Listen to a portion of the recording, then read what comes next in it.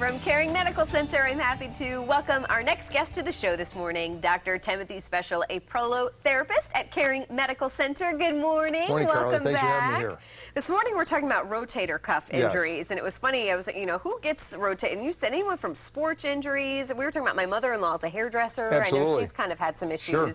So what's kind of the more common? The rotator cuff is really made up of 3 to 4 tendons, Carly. Most of the most common one is called the supraspinatus. Super means above the scapula here, spine of the scapula. And basically what it does is an abductor. It makes our arm do this. The deltoid does the beginning, but then the supraspinatus will take off. So it's a common injury because it's right under this bone here, which is called the acromion process, and it's worn and torn. So like you said, your mother-in-law is the hairdresser. Their arms are up like this all the time, and then it gets irritated over the years. Or someone can fall like this, and then you have a total tear, and then you need that's surgery. How I feel about, certainly with sports injuries. Right. I know they tend to, athletes can hurt this pretty easily, right, if they fall? Very, very common. So the thing is, I just had a gentleman come back to the office recently, and I remember his case, and he went to the doctor, and the doctor says, well, the MRI shows you have a total tear of your supraspinatus, and he didn't want surgery, and he came to me for a second opinion. I looked at his shoulder, and I examined him. I said, you do not have a total tear, because he could lift his arm up. So MRIs can fool you, okay?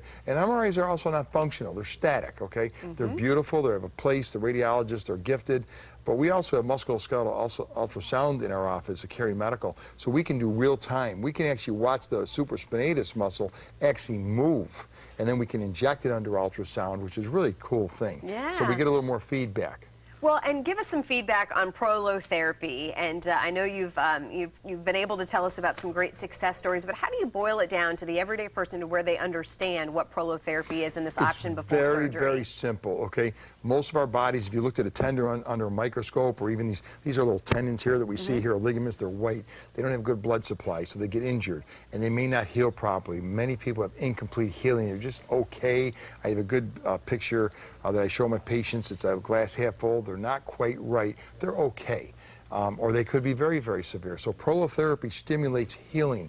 It gives their body a recharge, okay? And we recharge it with something simple as dextrose, which is sugar in a concentrated form, or platelets, or your own stem cells from fat or bone marrow. And this was developed by Dr. Hackett in the 40s, but from now it's really accelerated, okay? It's all over the world. And Dr. Hauser and myself from Caring Medical, we've been doing this over 2 decades. And I know you're just kind of relatively new to Southwest Florida now. So I guess how does someone figure out if they are a candidate? And I love that you are very open and honest with people and say, hey, you may have to go prolotherapy. It may be too late for that. Absolutely. We'll examine them between, we do a functional examination, and some people really do come too far. And they say, you know something, I think it would be better for you to see a surgeon. But really, you don't know. And most of the time, if they let us examine them, Dr. Howe's a physical medicine doctor, I'm an orthopedic physician, and we're skilled in the musculoskeletal system. We examine people, and we can see with our hands and how they function if they're a good candidate. So do you really recommend somebody to have a second opinion with your office if they're getting ready to head to surgery? I've had more second opinions that they haven't had to go to surgery. They delayed surgery, and I think it's a good idea for everyone because 2 heads can look at it different, and we'll be honest with them. We'll tell them the truth.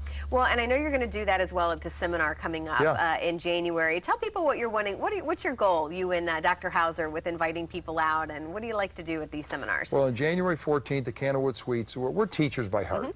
We like to learn, we like to educate people, and we want them to get their life back. We want their function back. So we're going to teach them everything about prolotherapy, the basics, how it started, from anywhere from maybe a TMJ to a neck to a shoulder to a lower back injury to hips and knees, and maybe we can teach them some exercises, some better nutrition, and how prolotherapy may benefit them or someone in their family. Which in your staff, as we close here, it really is about the big picture as well. I know you guys focus on diet and some other things as well. It's really looking at the whole picture, which I think people will appreciate. Well, as we close here, if people, they don't want to wait till maybe that seminar, they want to find out today, what would you have them do?